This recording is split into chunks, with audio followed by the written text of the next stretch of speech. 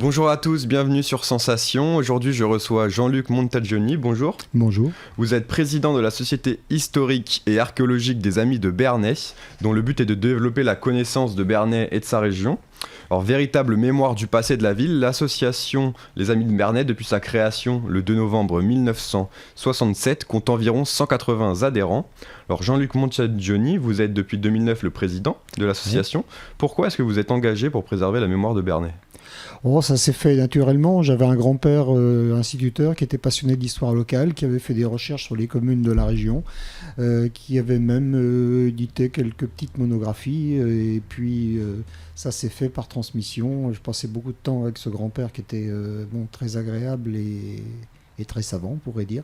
Et il a adhéré aux Amis de Bernay quand les Amis de Bernay sont créés. J'ai été comme ça très naturellement intégré à l'association. Vous aviez déjà un attrait pour l'histoire à l'école, très jeune ? Oui, bien sûr, avec ce que mon grand-père m'apportait comme complément, comme transposition de l'histoire nationale sur les événements locaux. Effectivement, j'apportais des documents à mes institutrices en primaire, elles en étaient très contentes. Alors, l'association organise d'habitude des conférences. En ce moment, avec la situation, on le sait, c'est compliqué. Où ça en est cette année ?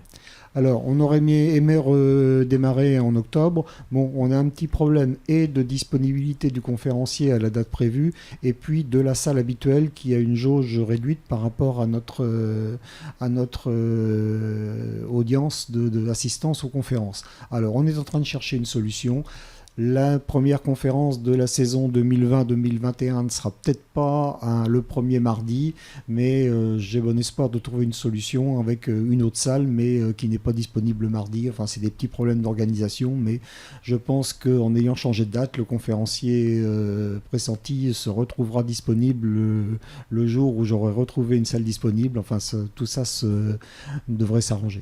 Alors, dans votre actualité de cette fin d'année, il y a notamment la parution du prochain bulletin en fin d'année. Le confinement a été propice au travail cette année ? Alors, le confinement a été propice au travail individuel. Il a bien sûr gêné le travail en groupe, quoiqu'on s'est beaucoup réunis en visioconférence, mais pas aussi nombreux et pas aussi facile qu'en présentiel, hein, puisqu'au-delà de 5-6 personnes, la liaison commençait à être défectueuse. On avait des sifflements, enfin on avait des problèmes d'audition. Mais en tout cas, les participants ont beaucoup travaillé individuellement. Donc il y a des articles qui ont considérablement avancé et il y a de quoi nourrir vraiment le prochain bulletin. Il y a des articles qui sont bien avancés. Le tout, ça va être de faire un choix qui rentre dans l'enveloppe des 64 pages, moins les 2 ou 3 pages d'introduction ou de petites nouvelles brèves. Enfin, arriver à peu près 60 pages et d'arriver à, comme on a des gros articles, d'arriver à une combinaison qui nous amène à peu près à 60 pages. Alors, je l'ai dit au début de cette interview, l'association compte à peu près 180 adhérents. Combien travaillent sur le bulletin ? Alors, on peut dire que tous les administrateurs travaillent sur le bulletin. Donc, les administrateurs, il y en a 12 qui sont des administrateurs statutaires qui sont élus régulièrement, enfin élus comme c'est un chiffre classique dans les associations d'avoir 12 administrateurs. Et il y a aussi une autre catégorie d'administrateurs avec voix consultative qui avait été mise en place par mon prédécesseur. Il appelait ça les administrateurs associés. Donc, ce sont 2 futurs administrateurs qu'on déplace se découvriront, mais en même temps, même s'ils ont une voix consultative, s'il y avait une décision grave à prendre, ce qui n'arrive quasiment jamais, mais en tout cas, ils participent aux réunions comme tous les autres, ils participent au débat, et tous les administrateurs sont membres automatiquement de la commission bulletin, donc ils peuvent venir aux séances de travail sur les bulletins et puis donner leur avis, discuter. Et je peux vous dire que c'est parfois animé parce que le bulletin est vraiment un travail, même si chaque article est signé d'un seul auteur, le bulletin est un travail collégial, hein, donc il est critiqué, il est jaugé, chaque article est vraiment on pourrait dire disséqué. Il y en a un qui dit oui mais là je comprends pas, là ça peut prêter à confusion avec tel autre point, donc l'auteur est là, défend, et bon c'est une véritable commission bulletin, c'est plus une juxtaposition d'articles au fur et à mesure que que les fichiers Word arrivent et qu'on colle bout à bout. On a pu connaître ça dans le temps, mais là on en est bien loin. Alors dans le bulletin 2020, on retrouvera notamment un article d'une extrême actualité, puisqu'il traitera des épidémies à Bernay.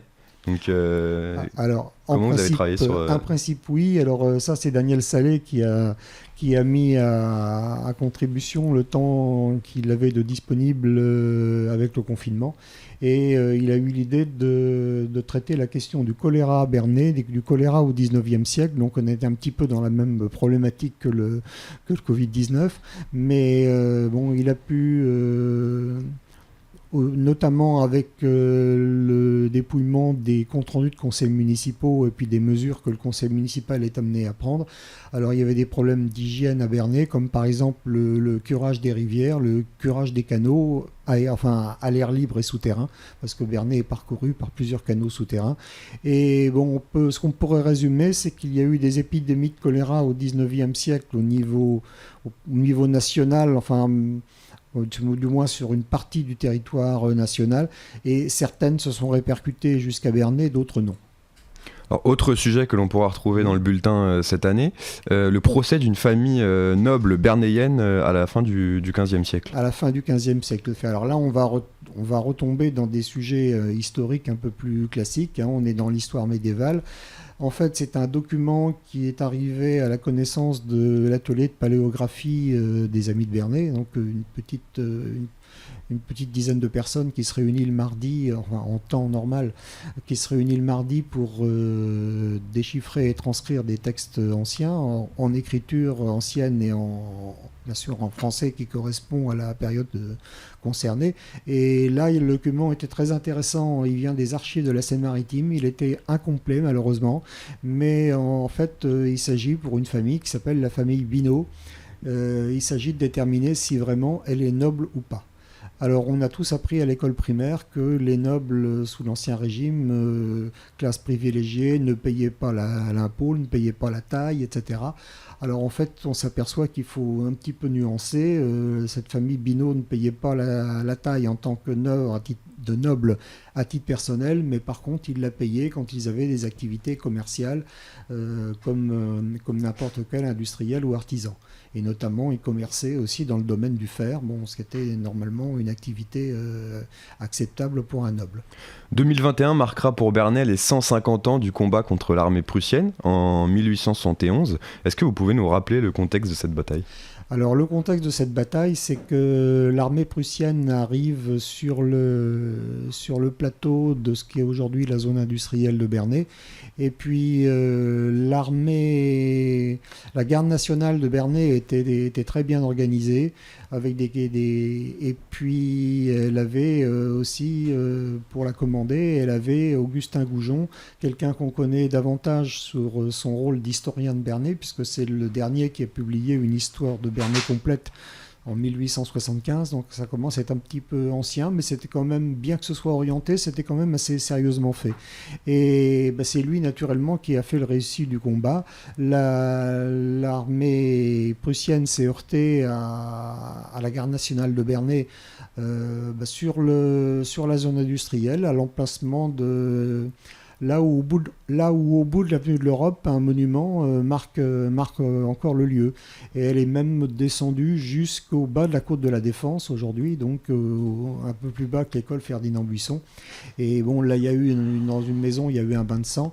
Mais autrement, il faudra marquer les 150 ans de ce combat. Mais la première des choses à faire, ça va être de relire. Et mon rêve, ce serait de trouver un historien militaire compétent et objectif pour analyser le récit, parce qu'il a été écrit par Augustin Goujon lui-même. Il faut juger ce récit trop partial. Il risque d'être un petit peu partial, et en plus, dans le livre, je crois que mon prédécesseur avait jaugé que ça occupait 10% du livre d'histoire de Bernay, donc c'est un petit peu suspect que le combat soit un petit peu... Dans un livre qui paraît 4 ans après, c'est un petit peu suspect que le combat du 21 janvier 1871 prenne tant de place. Merci, en tout cas l'appel est passé. Merci Jean-Luc Montagioni d'avoir été avec nous sur Sensation. Je rappelle que vous êtes le président des Amis de Bernay, l'association de mémoire de la ville. Vous pouvez retrouver cette émission en podcast audio et vidéo sur notre site et notre application Radio Sensation.